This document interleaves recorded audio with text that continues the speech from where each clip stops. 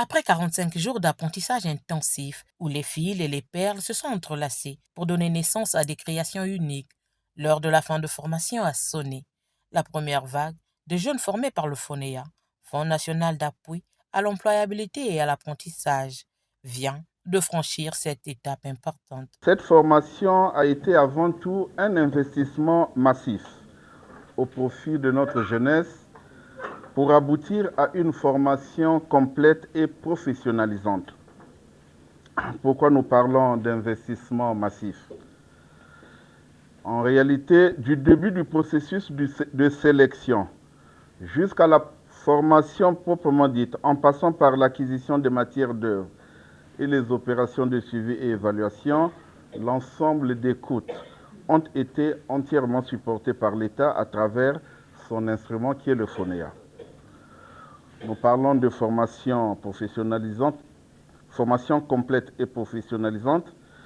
En effet, cette formation a été complète, en ce sens qu'elle a couvert les 3 domaines de compétences ci-après: la conception, la production et la commercialisation. La conception, c'est apprendre à créer des modèles uniques et innovants.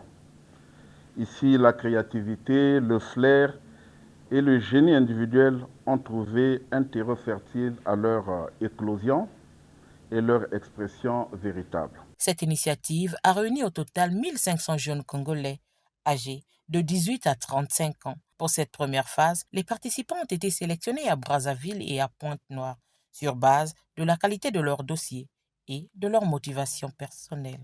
Cette formation a été aussi une opportunité d'inclusion sociale. Inclusion d'abord par le genre.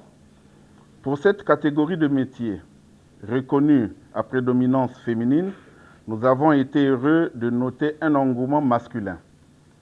Pour le cas de Brazzaville, sur les 800 sélectionnés, nous avons retenu 730 femmes et 70 hommes. L'inclusion quant à la catégorie sociale. Dans ce programme de formation, nous avons été fiers d'accueillir des personnes issues de toutes les couches sociales, incluant spécifiquement nos frères et sœurs en situation de handicap, toutes variantes confondues, car le talent n'a pas de limite physique. C'est ainsi que sur les 800 sélectionnés de Brazzaville, 34 personnes en situation de handicap ont été retenues, se répartissant de la manière suivante: 14 personnes à mobilité réduite, 8 personnes présentant un handicap visuel et 12 personnes avec handicap psychologique. Afin de permettre au public de découvrir les œuvres façonnées par les apprenants, une exposition de fin de formation sera organisée. Elle se tiendra du 31 juillet au 3 août 2026 sur l'esplanade de l'hôtel PEFAC.